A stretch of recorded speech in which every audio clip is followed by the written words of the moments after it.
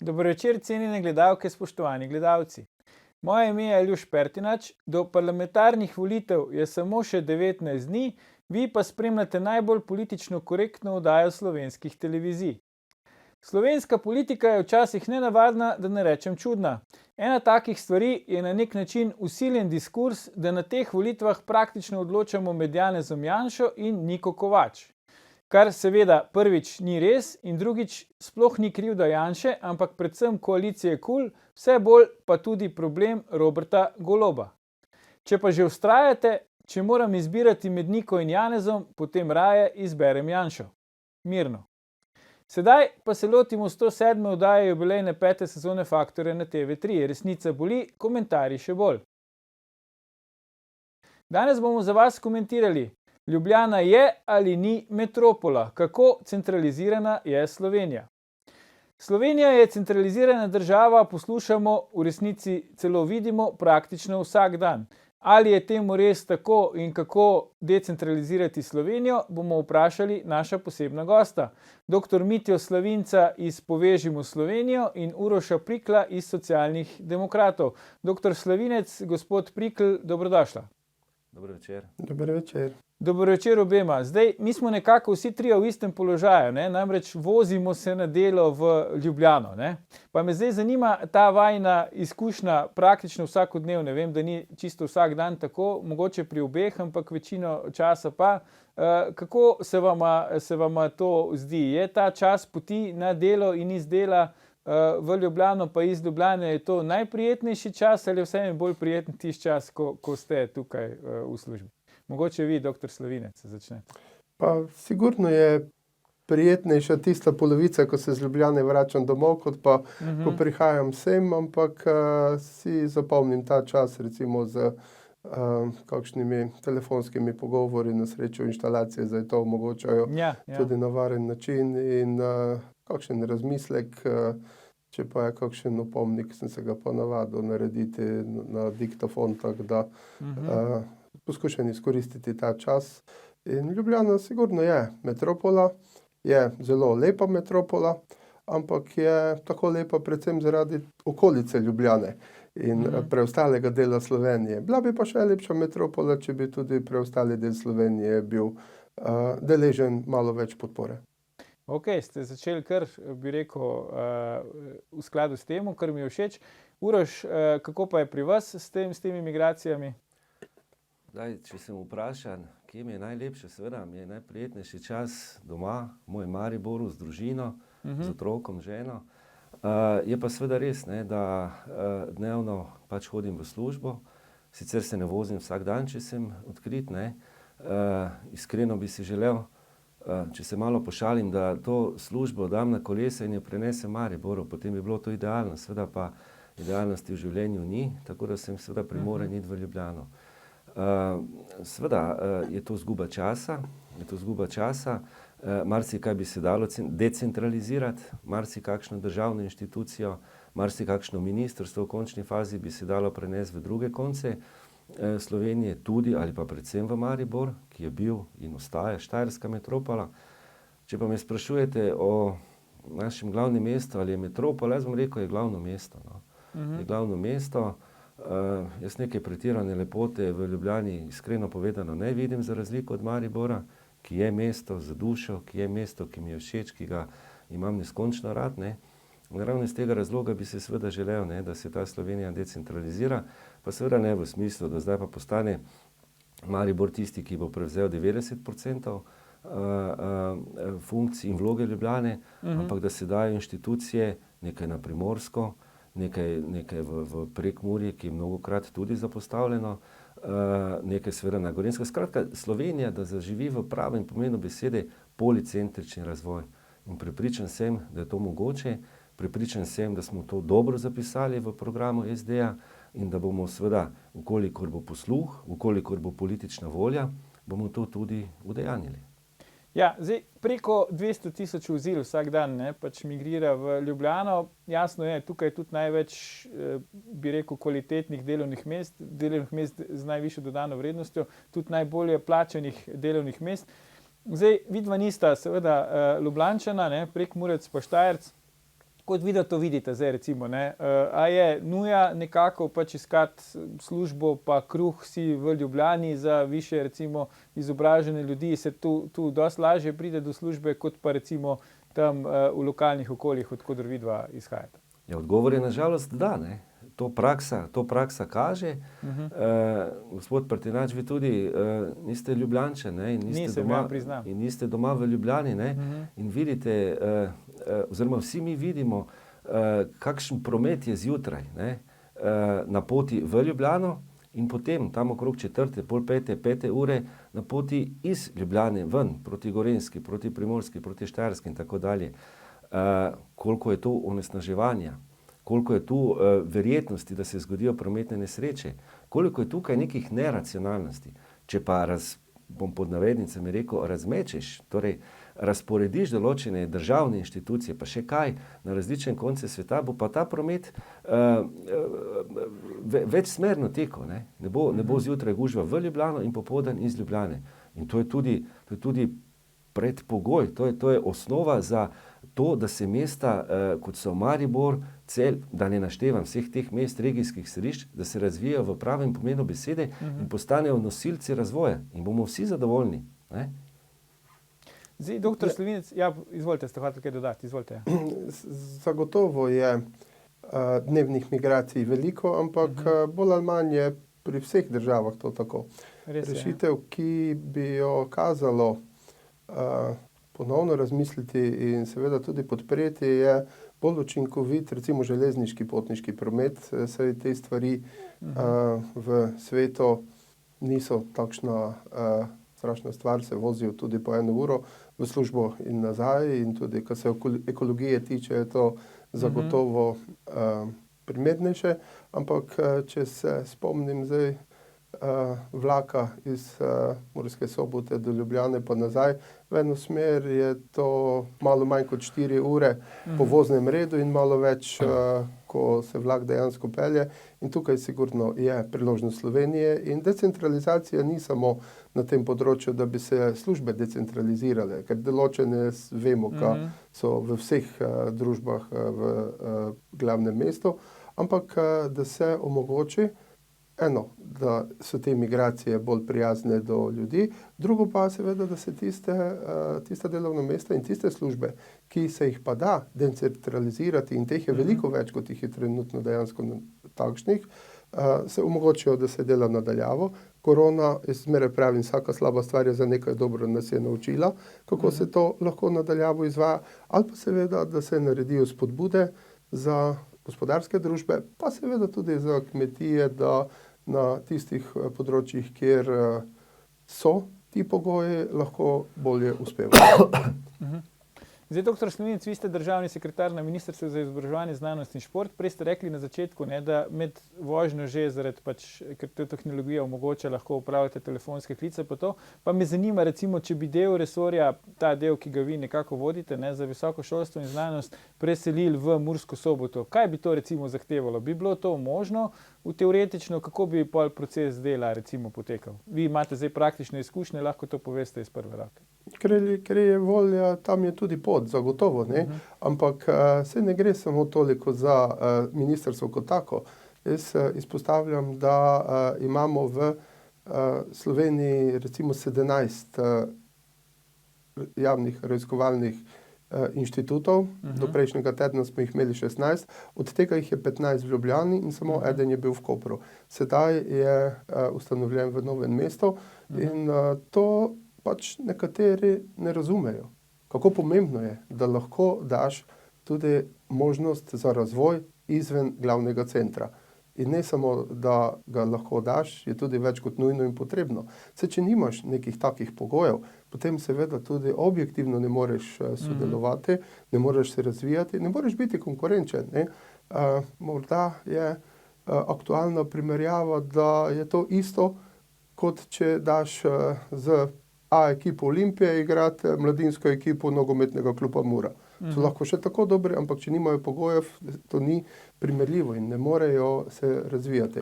Glede preselitve ministrstva, zagotovo določene stvari se lahko dislocirajo in na tej poti smo že ne samo razmišljali, tudi določene korake naredili. Recimo IT podpora, računalniška podpora je zagotovo takšna, ki je najmanj vezano na lokacijo, kjer se izvaja, saj to recimo že tudi v drugih državah tako obstoji.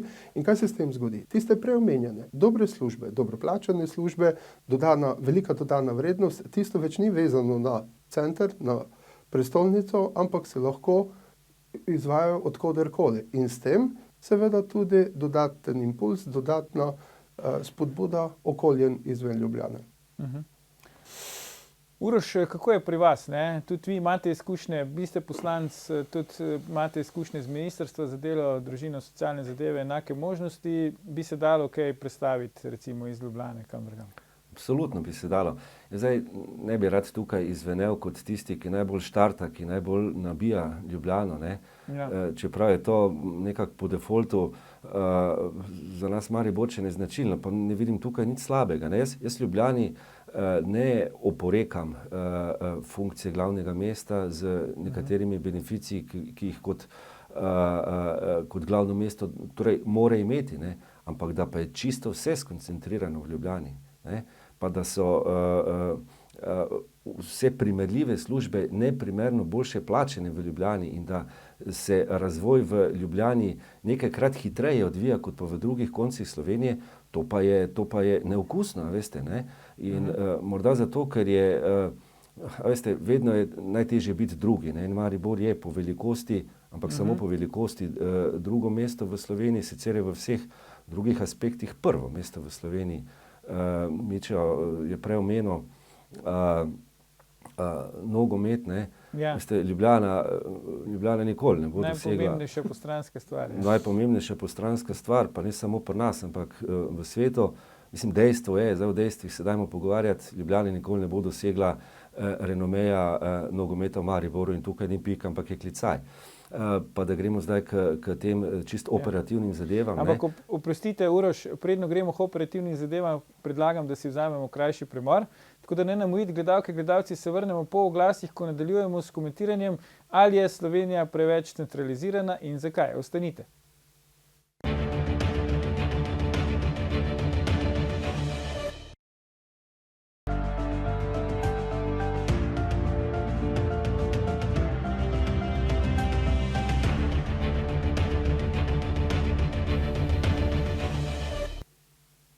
Dobrodošli nazaj. Z nami sta še vedno dr. Mitja Slavinec iz Povežimo Slovenijo in Uroš Prikl iz Socialnih demokratov. Pogovarjamo pa se o tem, ali je Slovenija preveč centralizirana.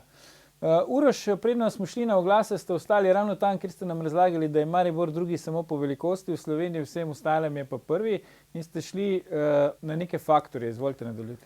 Ja, podkrepil sem v nogometu, podkrepim lahko s tem, da je Maribor bil nenazadnje tudi prestolnica, Evropska prestolnica kulture, da je Maribor bil v preteklosti središče kulturno, športno, gospodarsko, industrijsko in tako dalje, da pa seveda v zadnjem času nažalost izgublja to svoje konkurenčne prednosti, ravno na račun tega, ker se vse centralizira v našem glavnem mestu, kar pa ne bi smela biti praksa oziroma pravilo.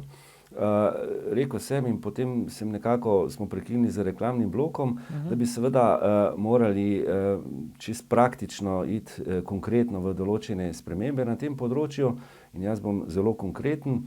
Holding Slovenskih elektrarn, to je inštitucija, ki je locirana v Ljubljani, pa ne poznam nobenega pametnega, tehnega argumenta, zakaj je seveda temu tako. V Ljubljani ni nobene elektrarne, ne? Točno, ni elektrarne, vemo, kje je največ elektrarn, na kateri reki, vemo, kje je nekoč sedež elektrogospodarstva Slovenije bil, v Mariboru, in mislim, da so že bili poskusi, konkretno moj poskus v mandatu 2014-2018, ko sem bil poslanec Državnega zbora, da to prenesemo v Maribor, kar bi bilo prav, racionalno, ekonomsko smo upravičili to našo idejo, pa nam seveda ni uspelo, ker ni bilo niti koalicijske, kaj šele širše politične volje. In mislim, da je v naslednjem mandatu to ena izmed prioritet oziroma konkretnih projektov, da se da nekaj na področju decentralizacije narediti. Torej, holding Slovenskih elektrarn v Maribor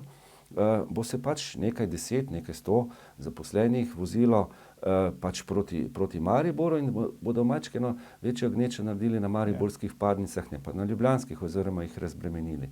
To je začetek. V nadaljevanju recimo Urad za demografijo oziroma Urad za medgeneracijsko solidarnost, kakorkoli bomo to zadevo poimenovali,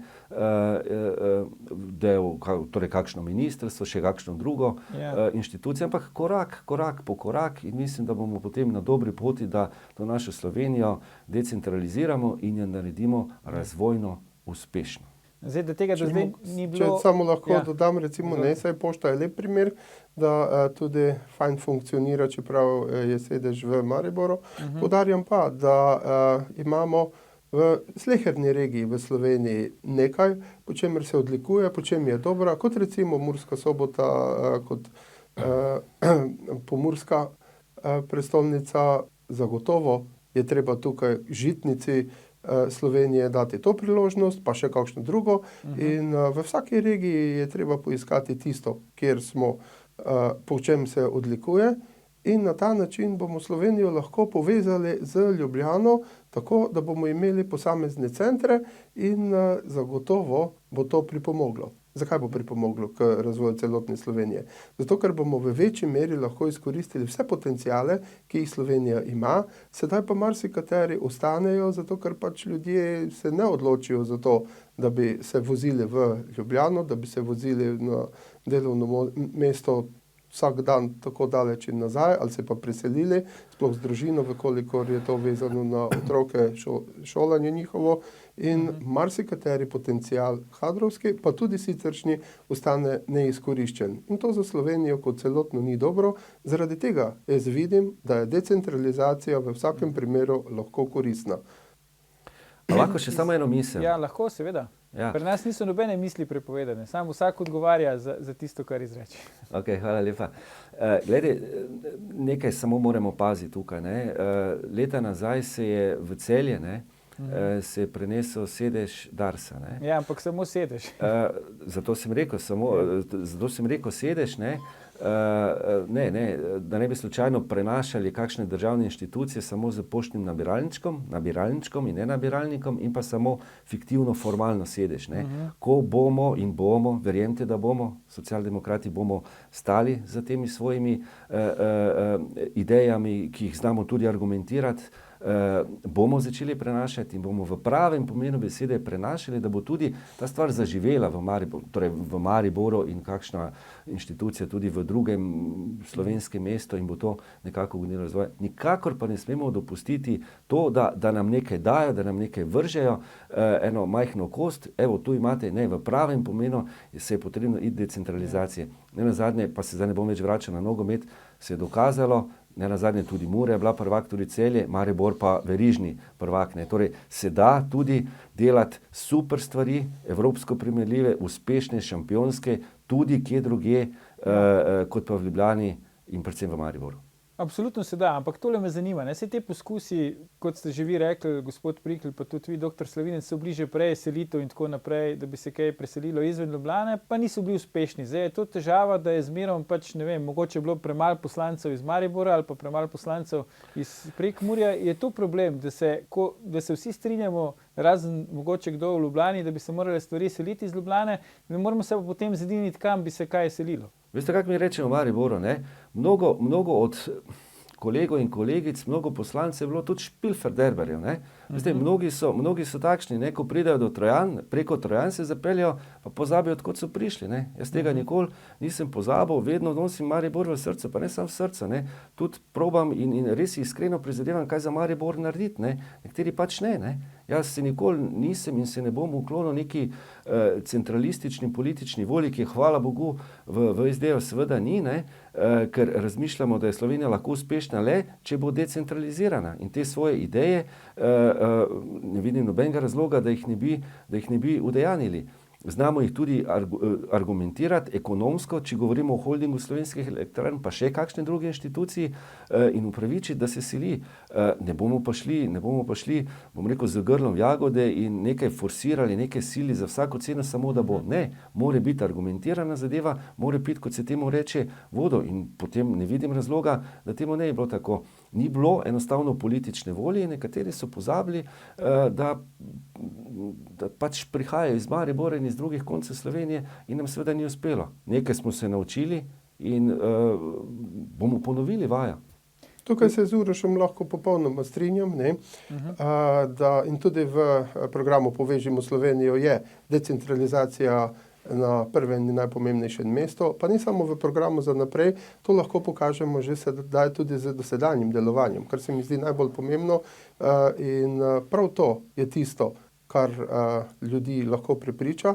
In zakaj? Zaradi tega, ker tukaj imamo primere dobrih praks. Ko smo neko stvar decentralizirali, jo odpeljali v okolja, kjer je že tradicija ali pa kakršenkoli drugi potencial, potem se je to izkazalo za zelo dobro.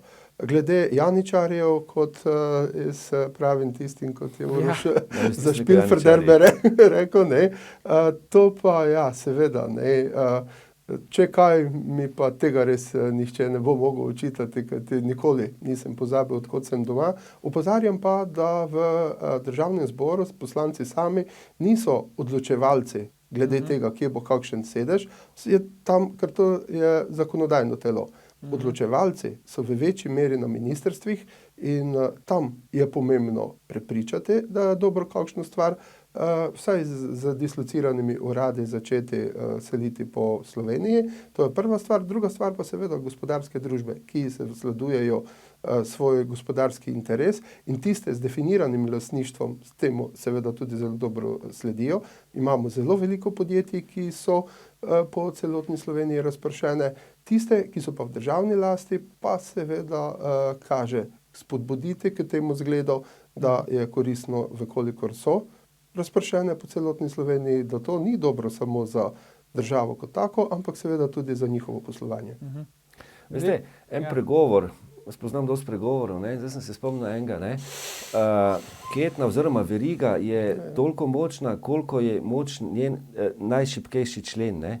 Pa zdaj ne želim tukaj govoriti o kakšnem delu Slovenije kot šibkemu členu, ne? Ampak če bomo posamezne pokrajine, posamezne dele Slovenije toliko zapostavljali, ne? Potem nam ni svetle prihodnosti, ne? In če nočem zdaj govoriti tukaj o Prekmurju ali pa katerem koli drugem delu Slovenije, če bo Prekmurje šibko, katerakoli pokrajina slovenska šibka, bo šibka cela Slovenija. Če se bomo pa razvijali tako, da bo Sobota, Maribor in druga mesta neka gonila nekega razvoja, gospodarskega, kulturnega, športnega na določenem področju, pa še širše, potem bo Slovenija uspešna. Nenazadnje, jaz v koroni praktično nič dobrega ne vidim, ne? Ampak vendar le tako, kot je Aljuš, kot ste povedal na začetku, ne? Pa vsaj to smo recimo ugotovili, da znamo delati, torej da zmoremo delati nadaljavo, čeprav jaz osebno nisem pristaš tega, ne? Ker rad vidim človeka, mimogrede pa si nadaljavo lahko kdo kamero izklopi, pa kakšne grimase dela, pa ga ne vidim, kaj počne, tako da znamo delati tudi nadaljavo, znamo delati tudi iz Maribora in nič slabše ne bi. Nasprotno, boljše bi vodili holding slovenskih elektrarn, boljše bi marsikatero drugo stvar vodili, upravljali, bili uspešni iz Maribora, pa ne iz Ljubljane. Pa še enkrat, pa mogoče res zadnjič v fuzbalu, to smo dokazali. Ljudski vrt je imel Ligo prvakov, ali še kakšno drugo mesto imelo Ligo prvakov, Ljubljana, no way. Ja, zdaj, doktor Slavinec, prej je gospod Prikl omenil holding slovenskih elektrarn, pa me zanima vaše mnenje ali pa tudi stališče, pač Povežimo Slovenijo. No, hidroelektrarne na Muri, vi pač poznate situacijo tudi lokalno, da ali ne? Jaz sem zmeraj zagovarjal stališče, da če bo na Muri se sprejela odločitev o izgradnji hidroelektrarne, pol mora biti takšna, da se bo dalo v senci drevesa loviti ribe na Muri. To pomeni, da ne bo degradirana struga do te mere, kot je recimo na Savi primer, ampak da bo eno pravo ravnovesje, v katerem se najde tisto, da se izkoristi hidroenergetski potencial po eni strani in po drugi strani seveda, da se tudi ohrani okolje. Kajti veste, za nas Prekmurce Mura pomeni bistveno več kot en kanal, po katerem teče voda, ampak smo čustveno na njo navezani. In tukaj ne gre samo za čustveno navezanost, gre seveda tudi za tisto krajino, ki jo celotna Slovenija občuduje in ki krasi celotno našo državo.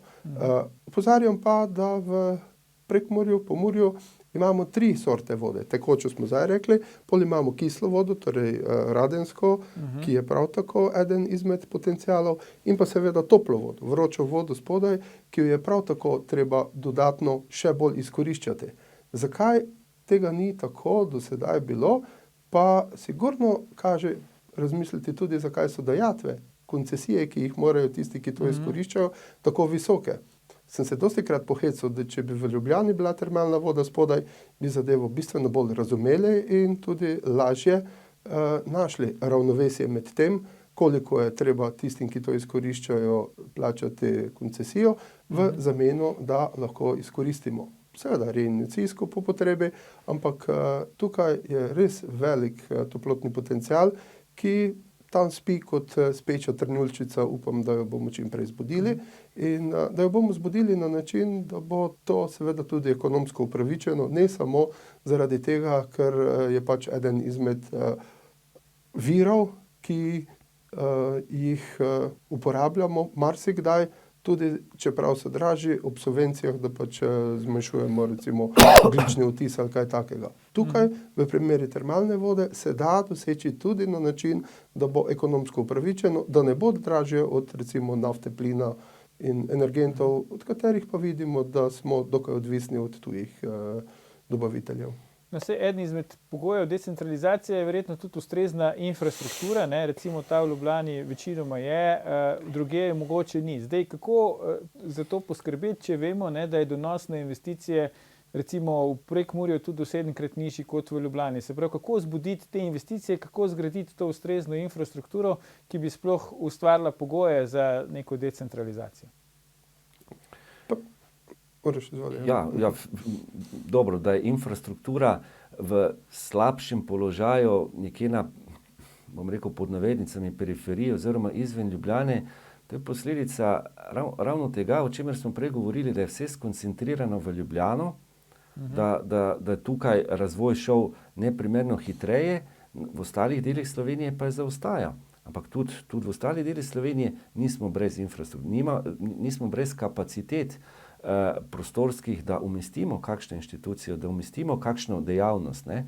Seveda bi rabili mnogo pomoči, dodatnih investicij, dodatnih spodbud, ampak se veste, na dolgi rok, če se ne vlaga, je to stvar propada. In mnogokrat se pogovarjamo ravno na račun te konice prometne, ki se dogaja na ljubljanskih vpadnicah, ali še tretji pas vpeljati avtoceste, pa mogoče čez 20 let še četrti in tako dalje. Jaz mislim, da ne. Da bi ta 2 pasova požrla ves promet, ne, če bi ta bil manjši in ne bi vse rinilo v Ljubljano zjutraj in popoldan iz nje. Nenazadnje, prej je kolega Slovenec omenil pošto, bivši PTT se je razdelil na pošto pa na telefonijo.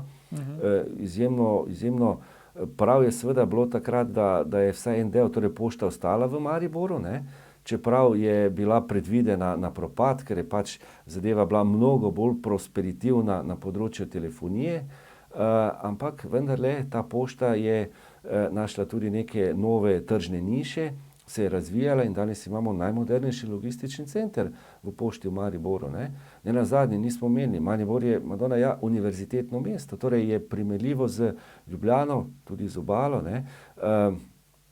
kar zadeva izobraževanje visokošolskega univerzitetnega študija. Nenazadnje, mi imamo še ogromno kapacitet, tudi ogromno znanja na področju industrije, tistega segmenta gospodarstva, ki ustvarja novo vrednost. Se ni vse v nekem svetovanju, import, eksportu, nekaj moraš narediti, proizvesti, da lahko potem tržiš, pa prodajaš, pa ne vem, se s tem hvališ naokrog. Ne. In tukaj sigurno Maribor ima vso potrebno, ne bom rekel ima vso potrebno znanje, del infrastrukture, v določenem segmentu pa je treba nuditi pomoč. In tukaj mora država to enostavno zagotoviti. Prej smo govorili o izvršilni veji oblasti, da mora to zagotoviti, te preskoke narediti. Seveda na bodočih poslancih, verjamem tudi Miča na nama, pa bo, ko bova izvoljena, če bova izvoljena, ne, da to, kar danes govoriva, ne pozabiva, ampak enostavno gremo do konca z temi idejami. In jaz mislim, da je to edina prava pot. Ampak to ne z idejami skozi zid, ampak tiste, ki pijejo vode in tiste, ki ljudem jasno, še enkrat poudarjam, holding Slovenskih elektrarn, normalno je, da je to v Mariboru. Okay. Ne vem, kaj bi se moralo narediti, ali mora Drava začeti navzgor teči, da se bo ta zadeva v Maribor predstavila. No, pa bo najprej Mura navzgor tekla, ko bo Dravi pomagala, če se malo pohecamo. Kako privabiti investicije v Prekmurje? Če samo se še malo navežem na tisto razmerje glede donosnosti investicij. Sigurno so tiste državno pomembne in državotvorne investicije skoncentrirane v glavno mesto, v posameznih regijah pa se vsaka regija že ve sama poskrbeti, pobrigati za tiste investicije, ki so za njih najpomembnejše. In kako vidim tukaj možnost, da se to spodbudi? En lepi korak je že narejen s tem, da se je glavarina občinam povišala. Vse občine najbolje vejo, kaj je najbolj ključno, kaj je najbolj pomembno. Morda se komu celo zdi nepojmljivo, da v nekaterih okoljih še zmeraj morajo poskrbeti recimo za vodovod in podobne drugim samoumevne infrastrukturne dobrine. In v tej smeri zagotovo kaže še naprej decentralizirati Slovenijo, tako da se ta del glavarine še povečuje, da bodo v lokalnih okoljih lahko še naprej sami evidentirali, kaj potrebujejo in seveda tudi se poskrbeli, da bodo to dobili. Ker jaz zmeraj pravim, da je najboljše, če se vsak sam za sebe pobriga, če se za svoje stvari tudi sam zavzame. No, glede prej omenjene univerze pa je to res lep primer, kako je eno univerzitetno mesto z univerzitetnim središčem pomembno gonilo, pomemben razvojni faktor za celotno regijo. Ampak poudarjam, da pa kljub temu ni v Mariboru niti enega javnega raziskovalnega inštituta. In to je stvar, na katero ne samo opozarjamo, ampak jo želimo za decentralizacijo le-teh tudi popraviti. Pa ni nujno, da sedaj delamo nove. To daleč od tega. Ampak naj že obstoječi se zavedajo, da bodo toliko bolj uspešni, tudi mednarodno primerljivi, vkolikor bodo detektirali v recimo konkretno Mariboru ali pa tudi Murski Soboti, kje so eni raziskovalni potenciali, na osnovi katerih potem lahko naredijo dislocirano enoto. O tem še niso razmišljali. Zakaj je recimo v Prekmurju bi bilo pomembno? Da bi recimo tam lahko raziskovali, kako obdelovati polja in pa se ukvarjati živinorejo, da bi bil donos čim večji, da bi tam imeli recimo tudi zdravstvene raziskave, na osnovi katerih bi se to, da je povprečna življenjska doba v Pomurju 2 leti nižja od Slovenije, izboljšalo. In to je tisto, kar lahko pripomore pri decentralizaciji Slovenije in takih primerov res lahko najdemo na čisto vsakem področju. No in če se smem še malo dotakniti univerze, ne? Jaz sem ponosni diplomant ekonomsko-poslovne fakultete v Mariboru. Če bi še enkrat bil kar nekaj let mlajši, pa bi se odločal, kaj iti študirati, še enkrat bi šel ekonomijo študirati in še enkrat bi šel študirati na ekonomsko-poslovno fakulteto v Mariboru, ki nič ni slabša, nasprotno od ljubljanske. Zdaj, kar zadeva glavarine oziroma povprečnine, ki si jih Miče omenil, ne? Jaz sem seveda zelo vesel, da se je povprečnina zvišala iz 628,20, mislim, da na 645 v letošnjem letu, ne? Ampak jaz mislim, da je to vseeno premalo, ne? Če pogledamo, to je približno 2,7% dviga glavarine oziroma povprečnine. Letna inflacija na letni ravni pa je bila mislim, da 5, pa še nekaj procentov, kar pomeni, da bi še približno 16 oziroma 17 evrov ta glavarina morala biti višja, kot je. Tako da to ravno neka huda zahvala trenutni oblasti ne bi smela biti, ampak saj ni toliko pomembno, ali je glavarina 17 evrov više, 17 evrov nižja. Dejstvo je, da bi seveda vse lokalne skupnosti želeli čim več denarja, tudi iz tega naslova. Jaz mislim, da je bolj pomembno pa drugo vprašanje, ne. Mi lahko damo tudi 700 evrov glavarine, ne, ampak če ob tem naložimo lokalni skupnosti, občinam dodatna dela, ne, mnogokrat nepotrebna, administrativna, potem s tem nismo nič naredili. Če pa ob neki optimalni, ne, ker vemo, da finančna sredstva so pač vedno omejena, ne, pri neki optimalni glavarini, povprečnini nekatere nepotrebne aktivnosti oziroma naloge, ki jih občina more upravljati, odvzamemo, potem pa smo tukaj nekaj naredili, ne. In jaz mislim, ko govorimo o lokalni samoupravi, ko govorimo o decentraliziranem razvoju Slovenije, moramo slej ko prej, torej najprej seveda malo updatati oziroma prenoviti obstoječo strategijo, ki jo imamo, ki je zelo lepo zapisana, ne. Težko jo lepše zapišeš, udejanja se pa bolj slabo, to je tudi dejstvo, ne. Moramo enostavno prelomiti ta oreh, ne, pa nekaj drugega, kot drugi radi lomijo, ne, v tej državi, ampak ta oreh prelomiti in se odločiti, da gremo v pokrajine in potem dejansko narediti tako, da nekaj je na državnem nivoju, nekaj je na lokalni skupnosti, tista vmesna, tako imenovana dvoživka, če želite, ne, pa bi bila ta pokrajina in to je formula za uspeh. No, ravno to sem hotel vprašati, ker se počasi bližamo koncu oddaje, ne. Do zdaj nista omenila pokrajin v debati, kar bi na nek način presenetilo. Kakšno je tu vajino stališče oziroma vajinih strank glede uvedbe pokrajin? Zelo na kratko. Glavarine sem se dotaknil v bistvu samo zato, ker sem pokazal smer, v katero je treba nadaljevati. Se strinjam, da je tukaj še priložnost, ampak vse pa je povečala. Ker v prejšnjih letih se pa mnogokrat ni povečevala kljub inflaciji, ne. In ta trend, na to so me opozorili recimo tudi marsikateri župani, Povežimo Slovenijo jih imamo veliko iz majhnih občin, teh, ki rabijo svojo decentralizacijo, in ti so to pohvalili. Zaradi tega sem se tega tudi dotaknil, ker sem z terena dobil takšne informacije, kajti njim je očitno, kljub temu, da majhno povečanje, ampak to, kar je zdaj bilo povedano, tudi ni bilo edino, koristilo, da so lažje naredili neke investicije. Moramo se zavedati, da v majhnih občinah imajo zelo, zelo malo denarja, ki ga lahko namenijo že samo kot tisti zlastni delež, da sploh pridobijo dodatna sredstva. In je absorpcijska sposobnost posameznih občin bistveno manjša kot pa večjih. Prav tako decentralizirane manjše občine nimajo takega strokovnega potenciala, da bi bili uspešni pri kandidaturi za sredstva, kam koma je evropska že, Zato je zelo fajn, da se nekatere skupne naloge nekako združujejo. Ne, tega se tudi manjše občine poslužujejo. Pa zdaj ne mislim tukaj razpravljati o tem, ali je občin preveč, ali so mnoge izmed teh 200 pa nekaj občin, ne, sploh imajo Mislim, bom jaz rekel, občin je preveč, ampak kaj pa pokrajine, ker smo res pri koncu oddaje? Pokrajine da, zdaj pa lahko izhajamo na tistem zadnjem predlogu. Ne vem kdaj, nekaj časa nazaj je bil ta posvet v državnem svetu.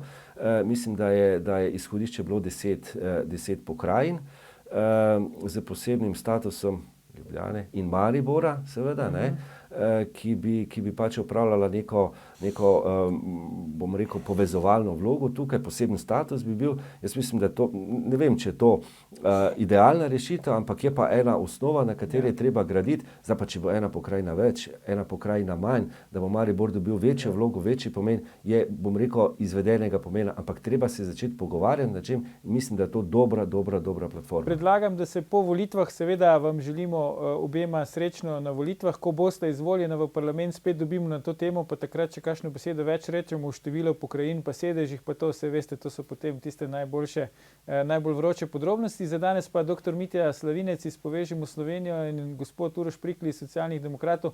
Najlepša hvala za vajine gostovanje v naši oddaji. Gledalke, gledalci, to je bil o centralizaciji Slovenije že 714. faktor na TV3. Jutri bomo za vas komentirali, zakaj cveti slovenska atletika. Ne zamudite, predvsem pa ne pozabite. Ni vseeno, kdo kaj reče.